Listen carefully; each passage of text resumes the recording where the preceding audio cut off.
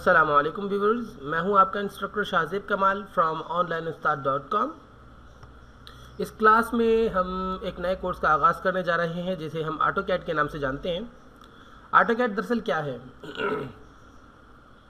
AutoCAD एक software है जिसके ज़रिए आप बहुत आसानी के साथ मकानात के नक्शे वगैरह बना सकते हैं। पहले तो ऑटोकैड का यूज़ सिर्फ यही था कि मकानात के आप नक्शे बनाते थे,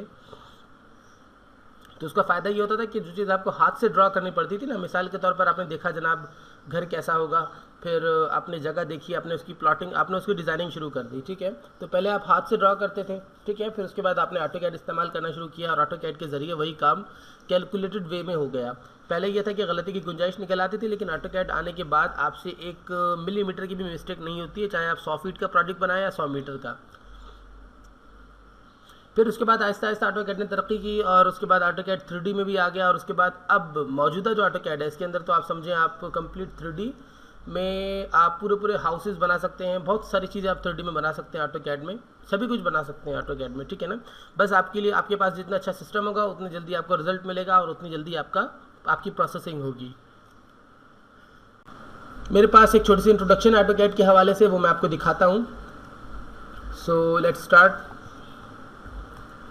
ऑटोकैड 2015, इस बात को ध्यान में रखिए कि हम जो सॉफ्टवेयर आपको सिखा रहे हैं ये बिल्कुल लेटेस्ट है, यानी कि 2015 का सॉफ्टवेयर है, ठीक है ना।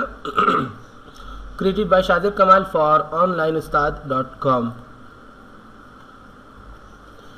अच्छा जी, सबसे पहले मैं आपको बताऊं ऑटोकैड 2D। दरअसल ऑटोकैड 2 वे में मैंने सिखाया है, एक ऑटोकैड 2D मैंने आपको सिखाया है और एक ऑटोकैड 3D मैंने आपको सिखाया है, ठीक है।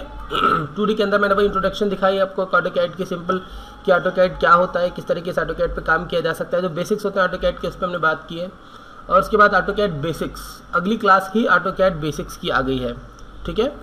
उसके बाद different commands and tools of AutoCAD हमने इस्तेमाल किए हैं। दरअसल कमांड्स और टूल्स आप कहें या फिर आप कह लें कि making different objects in AutoCAD, यानी कि आप जो ऑब्जेक्ट्स या डिफरेंट एलिमेंट्स बनाते हैं ऑटोकैड में, जैसे कि आपने रेक्टेंगल बना लिया, आपने बॉक्स बना लिया, आपने लाइन ड्रा कर ली, या फिर आपने पॉली लाइन वगैरह इस्तेमाल की, एसपी लाइन वगैरह इस्तेमाल की, जो भी व्हाटएवर, वो सब कमांड्स के ज़रिए होते हैं। तो इसलिए मैंने कमांड्स एंड टूल्स दोनों लिखा है, ठीक है। इसमें आपको विजुअल वे पूरा मिला हुआ है ऑटोकैड के अंदर, यानी कि आपके पास ऑप्शन है, आप क्लिक करें और उसके बाद किसी भी आपने जिस कमांड पे या जिस आपने टूल पे क्लिक किया होगा वो एक्टिव हो जाएगा। अगर आपने स्क्वायर के टूल पे, यानी रेक्टेंगल कहते हैं स्क्वायर को, आपने रेक्टेंगल के टूल पे अगर क्लिक किया होगा तो रेक्टेंगल एक्टिव हो जाएगा, लेकिन एक्चुअली वो कमांड होती है। जब क्लिक करते हैं तो भी कमांड एक्टिव होती है और डायरेक्टली जब आप टाइप करते हैं तो भी कमांड एक्टिव होती है। हमारा प्रेशर कमांड टाइपिंग के ऊपर होगा, क्योंकि आपको कमांड आनी चाहिए, तो सीखते सीखते सीख जाएंगे। यानी कि स्पेसिफिकली मैं आपको कमांड की लिस्ट तो नहीं बताने लगा, लेकिन ये कि हम मोस्टली कमांड अपने तकरीबन तमाम ऑपरेशन जो है हम कमांड्स के ज़रिए भी करेंगे और क्लिक के ज़रिए भी करेंगे। सो प्रेफरेंस यही है कि जब आप कोई कमांड देखें आप उसे लिख लें कहीं पर, ठीक है ना, ये लिख लें, उसका मकसद लिख लें, इस कमांड का मकसद क्या है। उसके बाद एक कंप्लीट 2D प्रोजेक्ट बनाना ऑटोकैड के अंदर इंशाल्लाह ताला बनाएंगे, पूरा एक हाउस बनाएंगे, हाउस का मैप बनाएंगे पूरा, जिसके अंदर खिड़कियाँ वगैरह और प्रोजेक्शन वगैरह मेंशन करेंगे।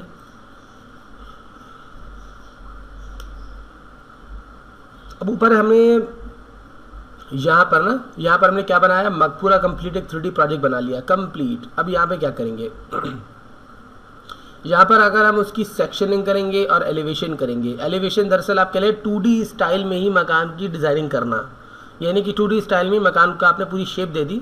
इसके अंदर तो आपने मैपिंग करी ना कि भाई मकान की हाइट क्या होनी चाहिए। हाइट तो खैर इसमें ही दी जाती, इसमें हाइट नहीं देंगे हम, दरअसल इसमें हम देंगे विद मकान की क्या होगी। हाइट तो वही होती है 9 फीट की एक दीवार जैसे आपने लगा दी और 9 इंच की, उसके बाद आपने छत लगा दी है, जो भी आप साइज़ रखते हैं।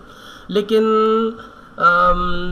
2D प्रोजेक्ट के अंदर दरअसल हम बताएंगे कि कौन से कमरे का जो अलाइनमेंट होगा वो क्या होगा, एक्सिस एक्स कितना होगा, वाई एक्सिस कितना होगा, वो सब हम इसके अंदर डिस्कस करेंगे। और obviously Y and X axis भी हम सीखेंगे कि किस तरीके से होता है, क्या होता है इस हवाले से, ठीक है। फिर सेक्शन एलिवेशन क्या होता है, दरअसल एलिवेशन होती है कि वो बैरूनी सिमत से मकान की पूरी डिज़ाइनिंग करना, और सेक्शनिंग होती है अंदरूनी सिमत से मकान की डिज़ाइनिंग करना। इंशाल्लाह ताला आप समझेंगे। सेक्शनिंग के अंदर स्पेसिफिकली जो है हम मटेरियल वगैरह को इस्तेमाल करते हैं, यानी मटेरियल कौन सा मटेरियल कहाँ अप्लाई हुआ। उसके बाद ऑटोकैड 3D 2015 शुरू हो जाता है हमारे पास। ऑटोकैड 3D 2015 के अंदर हम क्या सीखेंगे, सबसे पहले एक बेसिक्स सीखेंगे 3D के, कि ऑटोकैड 3D में कैसे काम करता है या होता क्या है या इसके नतीजे क्या हैं, ठीक है ना। उसके बाद हम ऑटो कैड की जो 3D कमांड्स हैं या 3D टूल्स हैं उनको इस्तेमाल करेंगे इंशाल्लाह ताला। और उसके बाद जो ख़ास चीज़ है वो ये है कि ऑटो कैड की जो 2D की कमांड्स होती है ना, उन्हें हम 3D मॉडल एरिया में भी इस्तेमाल करेंगे। मॉडल एरिया क्या होता है, दरअसल जहाँ पर हम काम करते हैं ना वो पूरा मॉडल एरिया कहलाता है। मैं आपको समझाऊंगा इंशाल्लाह ताला, no problem. By the way, तो 2D कमांड्स एंड टूल्स को हम 3D मॉडल एरिया में ऑटो कैड में इस्तेमाल करेंगे इंशाल्लाह ताला, क्योंकि बाज़ औक़ात ऐसा होता है कि स्पेसिफिकली मैं आपको बता दूं, मूव करने की जो कमांड है या टूल है और रोटेट करने का तो खैर ज़्यादा नहीं, लेकिन मूव एंड मिरर का टूल है, इंशाल्लाह ताला इस पर डिस्कस करेंगे। लेकिन ये 2D में भी इस्तेमाल होगा, 3D में भी इस्तेमाल होगा, और हम 2D मिरर और 2D मूव का बहुत ज़्यादा इस्तेमाल करेंगे। हालांकि 3D मिरर अलग है, 2D मिरर अलग है बाय द वे। अच्छा जी, उसके बाद मटेरियल्स इस्तेमाल करना। मटेरियल्स क्या होते हैं, मिसाल के तौर पर एक सिंपल आपने ऑटो कैड पे एक शेप बनाई, उसके अपने अंदर कोई कलर दे दिया, लेकिन अब आप खाली कलर नहीं दे रहे, अब आप उसके अंदर बाकायदा बता रहे हैं कि जनाब ये पीस लकड़ी का होगा या फिर ये पीस क्या होगा, वो पूरा 3D एक आप ग्राउंड बना लेते हैं इंशाल्लाह ताला। ऑब्वियसली जब तक सन या लाइटनिंग ऐड नहीं की जाएगी तब तक आपके पास आपका प्रोजेक्ट में खूबसूरती नहीं आएगी, तो सन और लाइटनिंग को भी इस्तेमाल करेंगे।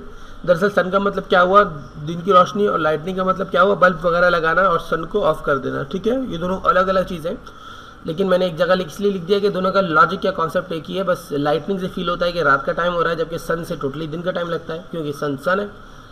अच्छा, जिसके बाद स्काई भी बनाना या फिर स्काई की जगह कोई सी भी इमेज आप ऐड कर सकते हैं, ये भी कोई मुश्किल काम नहीं है, बहुत सिंपली आप ये काम कर सकते हैं, इंशाल्लाह ताला बात करेंगे। उसके बाद हम कैमरा इस्तेमाल करेंगे मुख्तलिफ व्यूज़ हासिल करने के लिए। कैमरा दरअसल ये होता है कि हमें कुछ व्यूज़ दिए जाते हैं, हमारे जो हमने ड्रा किया होता है ना अपने ऑटो कैड में, जो भी ड्राफ्ट किया होता है या ड्रा किया होता है या फिर कोई भी चीज़ डिज़ाइन की होती है, उसको देखने के लिए मुख्तलिफ व्यूज़ होते हैं। वो इन्होंने हमें कुछ बनाए हुए व्यूज़ हमें मिल जाते हैं, लेकिन हम अपने व्यूज़ भी बना सकते हैं, उसके लिए हम कैमरा का इस्तेमाल करते हैं। लेकिन जब कैमरे की बात आती है तो जहन में एनिमेशन का तस्वुर भी आता है कि क्या हमारा जो कैमरा है वो DVI भी है, यानी कि क्या हम उसके ज़रिए वीडियो भी रिकॉर्ड कर सकते हैं या नहीं, तो ऑब्वियसली मेकिंग एनिमेशंस। लेकिन एक चीज़ मैं आपको बता दूं कि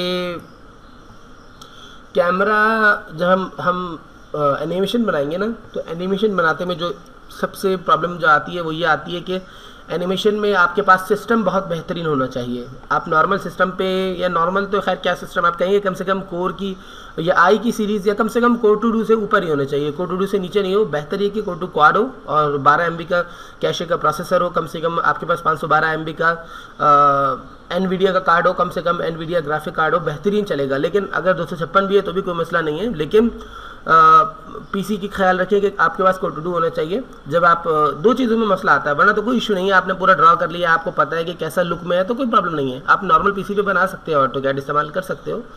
लेकिन इशू कहाँ पर आता है, इशू जब आता है जब आप किसी और को देना चाहते हैं, फिर आपको उसे इमेज में या फिर मूवी में कन्वर्ट करना होता है, ठीक है। इंशाल्लाह ताला मैं इसमें लिखा नहीं है, लेकिन हम लोग रेंडरिंग भी सीखेंगे, 3D में रेंडरिंग भी सीखेंगे।